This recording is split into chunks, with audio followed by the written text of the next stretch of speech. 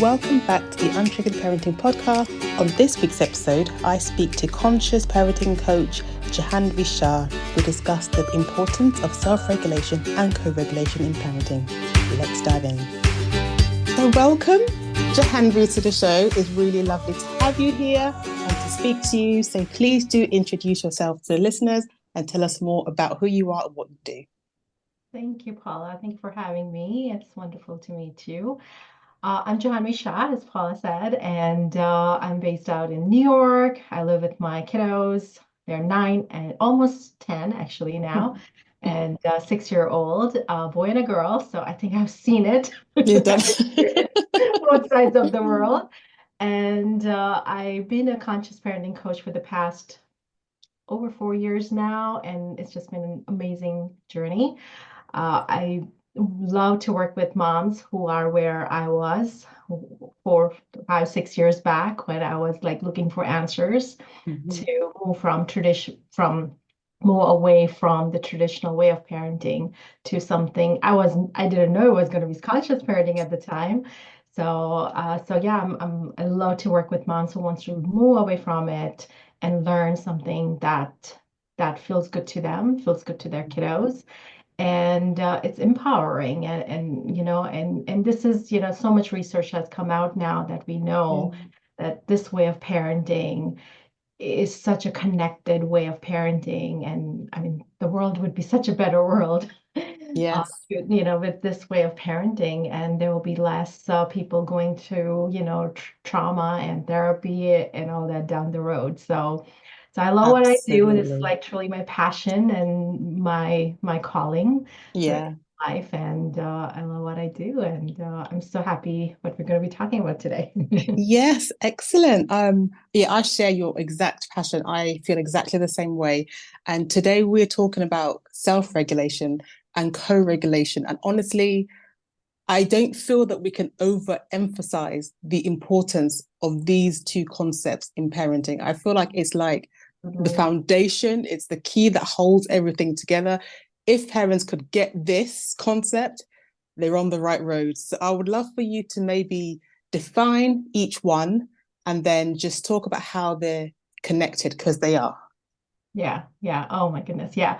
So I love what you said. Yeah, like this is such a foundation piece. I Mhm. always tell anyone walking into this, way of parenting, conscious parenting, empowered parenting, gentle parenting, that like just learn these two skills and you're golden. Yes.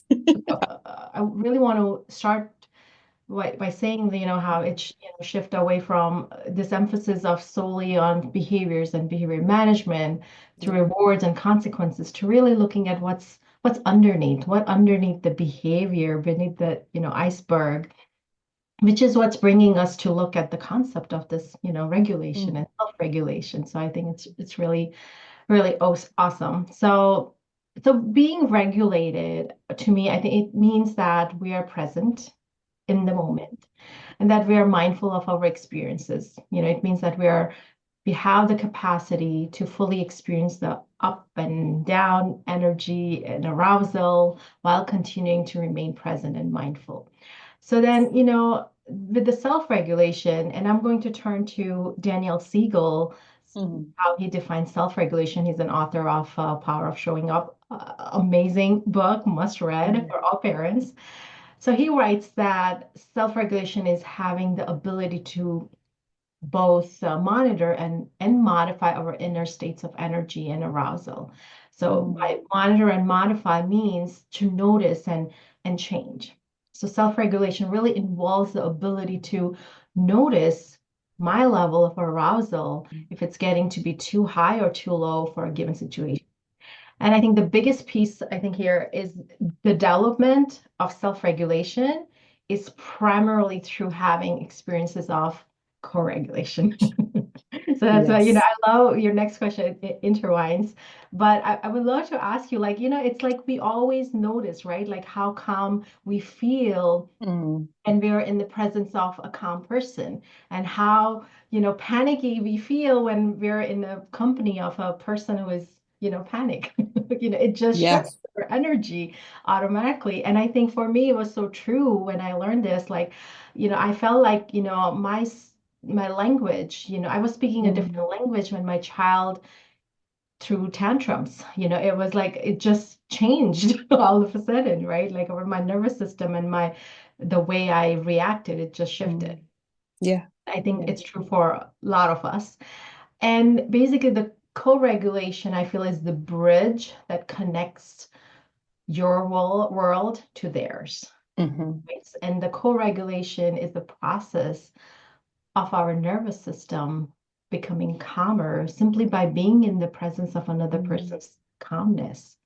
Right. So if you were to define it, it's about sharing. Co-regulation is about sharing and supporting the internal states of arousal with somebody else through mm, presence, through attunement, right? So it's about coming together of two different energies, two different human experiences, and there's this mutual influence on the internal states of who's coming together, right? The yeah. co-regulation literally means that there is impact on each other. So you impact my state of regulation, I impact yours.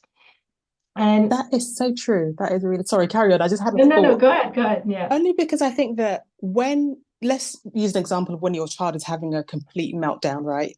And maybe you're already irritated and annoyed, and you might sort of snap at them to calm down, and they don't calm down because why would they calm down?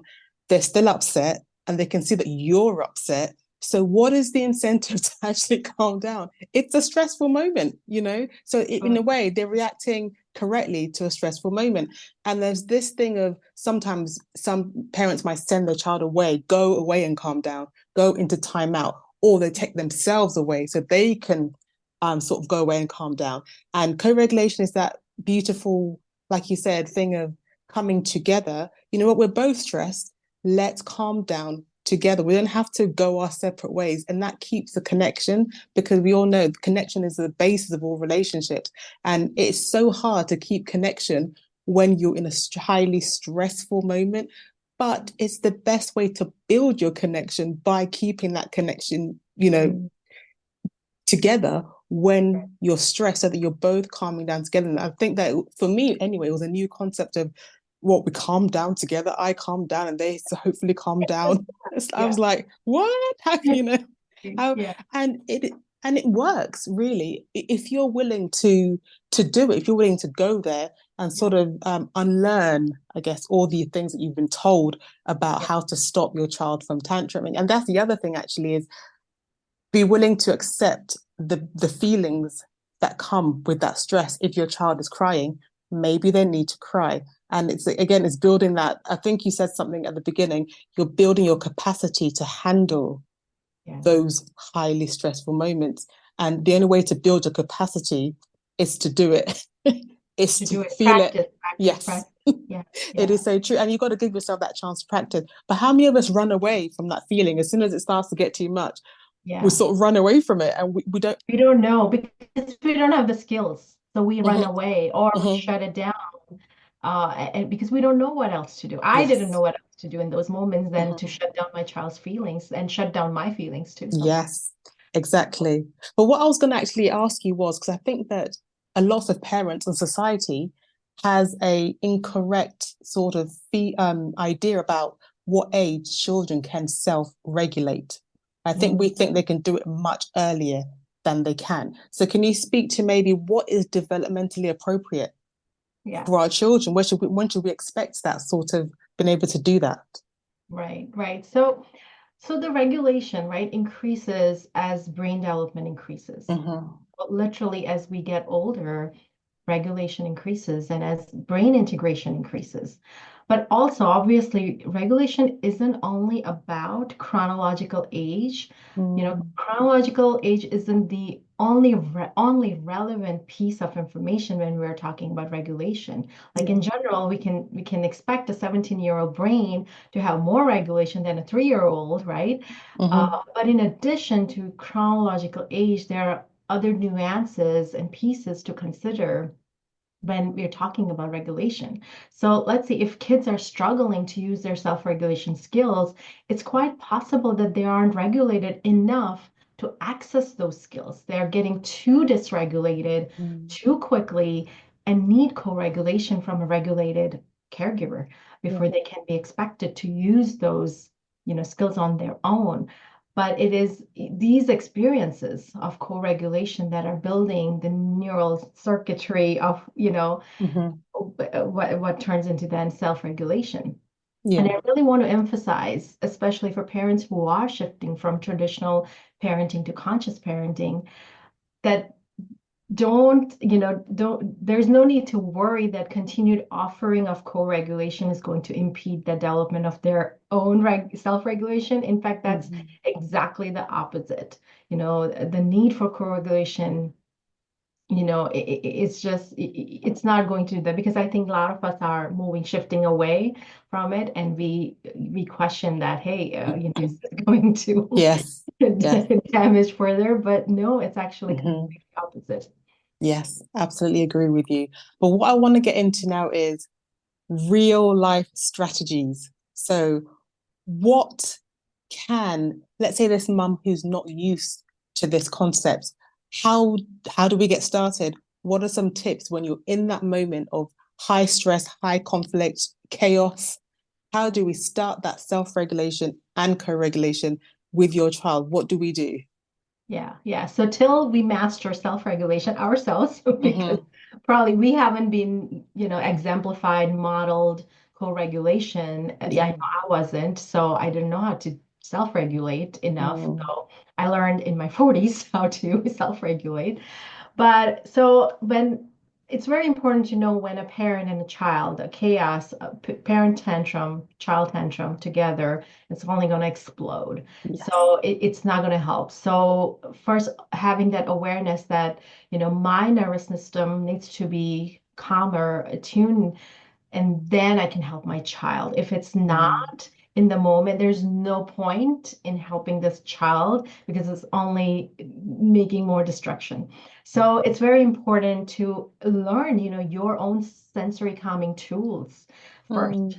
So you can regulate yourself. So when you're coming to your child, your nervous system is calmer. And going back to, just to briefly going back to your chronological age, when do they start to develop? I think it's around age 12 is when they're trying, they learn to begin. But it's always, individual child experience. If they never got that self-regulation, like till my 40s I didn't get the co-regulation, they're not going to learn how to self-regulate, right away. It takes many, many, many, many, many, many practices of co-regulation before we learn self-regulation. It's very important as adults, and I know it took me a while to learn, like figure out, what my sensory calming tool is, so I can help. So it's before the situation, right? Like always in the chaotic moment. I know in the beginning, deep breaths didn't work for me in the moment. I Me didn't, either. it was a different language for me. Like, Yes. deep breath, this is not working. My coach told me to do deep breathing, but it's not working for me in the moment. Well, my child is throwing a tantrum in the middle of an aisle. What do I do? So I think it's many instances of practice, as we say, practice for us, practice for our kiddos. But beforehand, having a genuine practice, like for me, figuring out like what works for you, like for me, like hugging myself, just for 5 minutes and saying kind words to myself is something already puts my nervous system. And this is like daily practice. It's not like one time you do it and you're golden. I wish that was the case. But having some sort of a daily practice that helps your nerves, that really helps with your nervous system calm. And then in the moment, it just comes automatically then. I know it's hard to believe, but when you have a practice like that, it just in the moment, it comes easier. So now deep breaths works for me in the moment. If my child is throwing a tantrum in front of me, and my system, I can feel, I feel my body temperature rising. Like I'm so attuned with myself now that biologically I'm observing, okay, my temperature is going high, I'm sweating, my palms are sweating, my throat is dry, I needed water. Like, so I'm in the moment. It's very important to figure out what are you needing, right? So if I needed water, I better get that water before I approach my tantrum throwing child. Hopefully I'll have access to water Yeah. at the grocery store. But Yeah. but you get the point. And so it's very important your nervous system is calmer before you approach the child whose nervous system is not, because your child is actually borrowing your nervous system Yes. to regulate themselves. But if you are not regulated, it's not helping. So yeah, first figuring out your sensory calming tools. So I will tell you an example. When I first learned all of these things, I couldn't embody it. I Mm. knew it cognitively what to do, Mhm. but I couldn't implement it. Everything went out the window when my child threw the tantrum. So, and I was afraid of, and I was, afraid of people's judgment and all too. So I think Yeah. I was starting to do stuff in my house, but the minute we walked out, and if my child threw a tantrum, I don't know Different what to ball do. game, Like I yeah. froze, my nervous system froze, and I was Yes. like, or maybe I just went back to my old patterns, Yeah. just to shut up my child so I can function better. But so I remember this incident very, very clearly. It was Trader's Joe, my daughter and I went to, and she wanted something, I wasn't Hmm. going to get her, a huge tantrum. I had the whole shopping cart filled up by that time. And I was like, okay, what do? I don't know how to tackle her in public. Hmm. I wasn't skilled enough yet at that time. So I left the shopping cart hoping it would still be there when I come back. And I took her to the family bathroom and we together co-regulated Hmm. because I didn't have anybody watching me or my child. I was able to calm myself down. Hmm. I had the water bottle, I drank, I gave her some water, we calmed down and we co-regulated together. Mm. And as soon as my nervous system calmed, her nervous system calmed. Yeah. Yes. And it's I think it's all about, once you're calmer, your child will calm. And then there are many, Yeah. many techniques we can, depending on the child, we could do. Like I think validating is a big one, like validating the Hmm. child's feelings. So once you're calmer, when your child is calmer, you can validate their feelings. Hey, I know Yeah. you really wanted that chocolate in the aisle. I get it. It's delicious. It's amazing. I would like one Mm. too. And we're not buying that today. Yeah. So, it's, a lot of times it's misunderstood. I hear it with my clients that validation is agreeing. I was like, no, validation is No. not No. agreeing. You Yes. just acknowledging their feelings, their Yeah. emotions, and Hmm. their thoughts. And you're still, if a boundary needs to be set, you're still setting those boundaries as well. Yeah.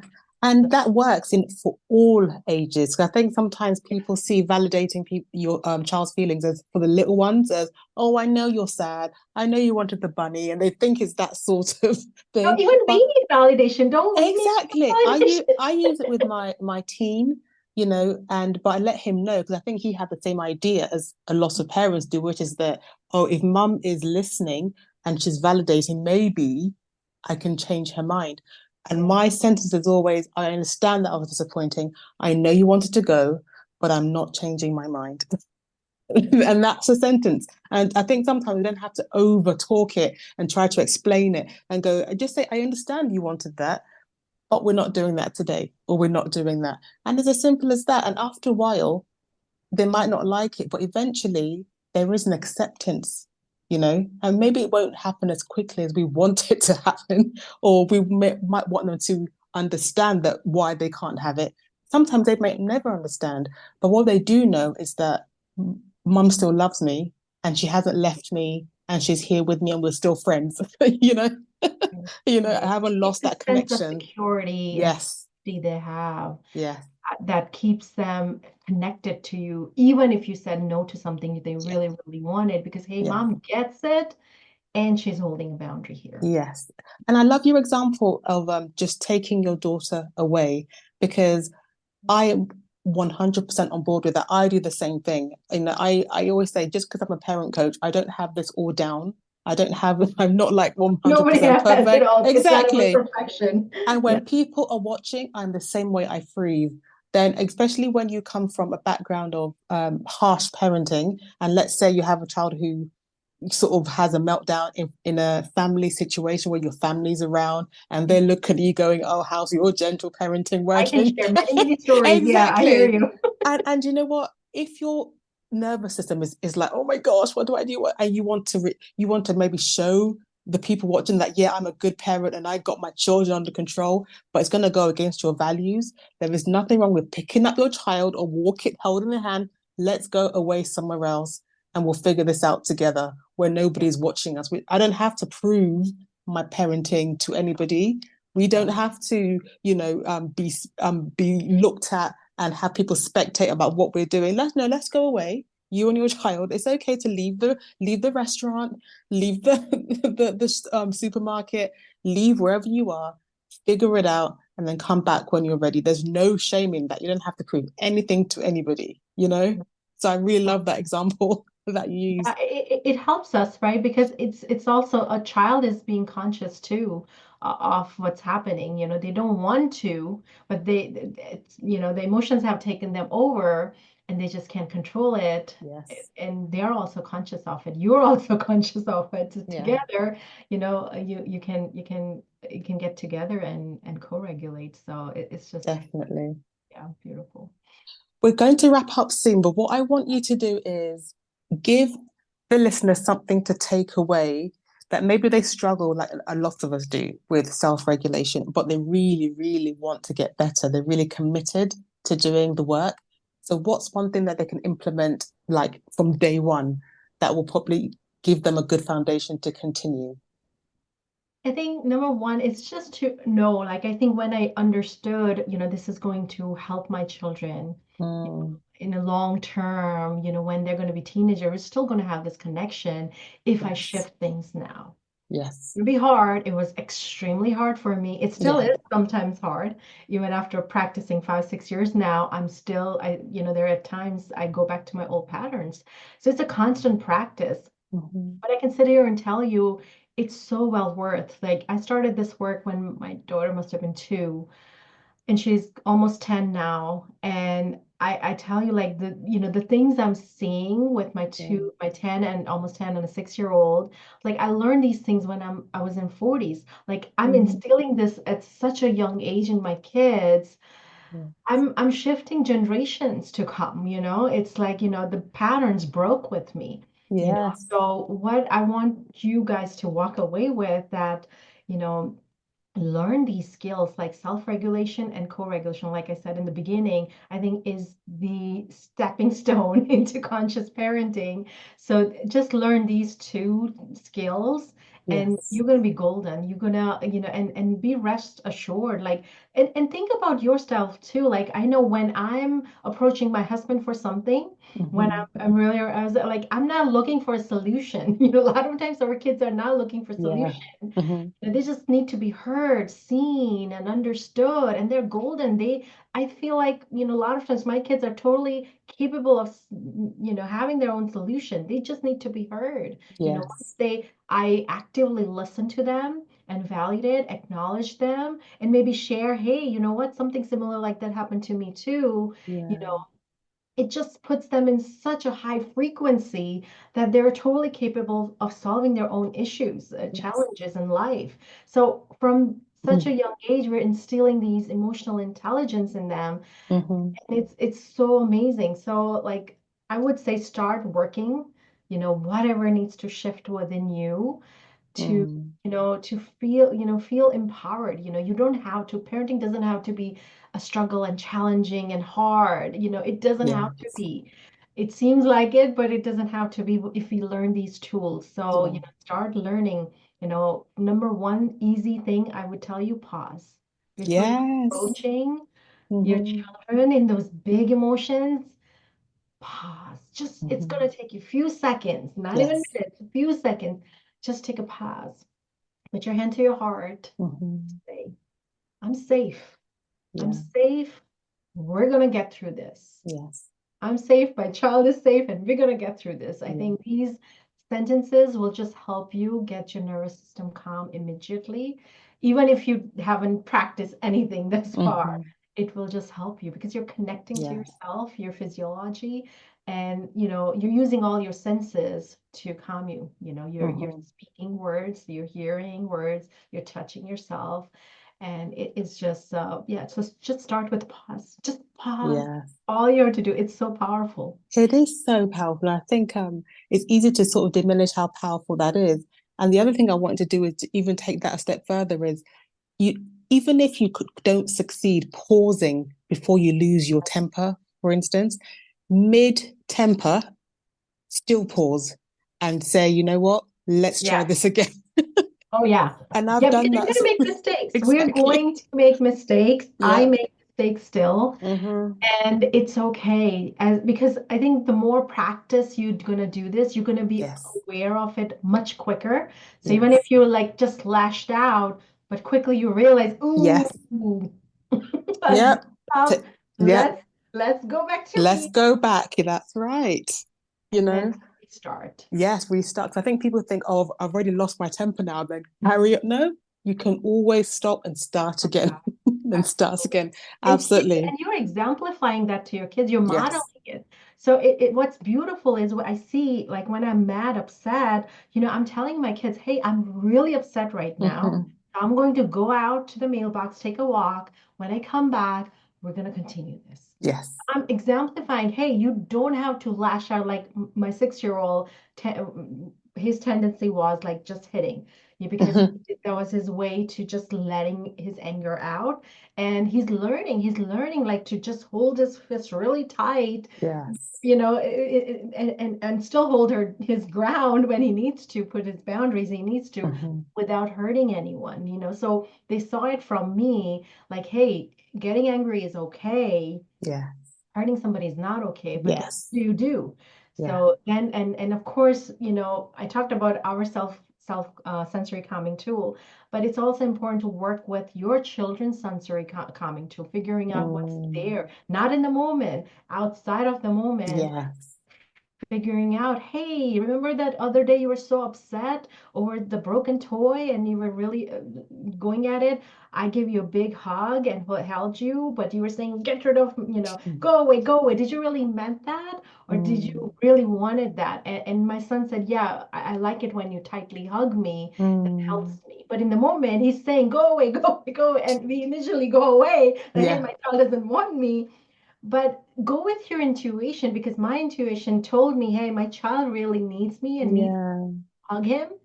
But then in outside of the moment, communicating, connecting with them and asking, hey, do you want this? And yes. And then we figured for my son drinking water, like in that chaos, when he drank water, it immediately brought him Mm. down. Like, sometimes putting my hands underneath the water, that helps me. Sometimes, Mm. chewing on those ice chips helps me, so figuring out what works for you and your child outside of the moment, figure it out. So, Mm-hmm. and build those newer pathways. So in the moment, it's easy to go to, because in the moment, if you're going to tell your child, deep breath, deep breath, deep breath, it's not going Is that panic state? We've all done that. to. Yes. Oh, but thank you so much for sharing. And I just want to say that we should never think that the things that we're learning in this kind of parenting should just be kept for parenting. This can transform all kinds of relationships. And it's I such, totally agree. isn't it? Just I mean, my workplace. marriage shifted from this. My client's Mm-hmm. marriage shifted. It brought them to new business and Mm-hmm. opportunity. I mean, everything, because, you are being authentic here, right? Yes. Like, I think, for whatever reasons, we were pushed away from our true self, true essence. Yeah. And when we get closer to our true essence, Mm, everything opens up that's yeah. meant to be for us. And it's just beautiful. Absolutely. I love that. We're That's why happy. I love your business name authentically. I just love it. It's beautiful. But I would love to hear about where people can connect with you online or find out more about what you do. So please do share. Yes, absolutely. So I have my website, authenticallyparenting.com, and I also have a mom's free Facebook group called Conscious Parenting for Moms, where I do a lot of free trainings and give out many, many resources. So definitely I would love for you to join so you can, learn more and continue this journey on. So Yes, absolutely. very well. Well, thank you so much for talking to me today. I can really see and hear and feel your passion for this type of parenting. And yeah, just thank you for all you do. And hopefully you can come back again because I don't think we had enough time. I love, oh, there's so much we can There's talk. so much more. Oh, excellent. Thank you so much.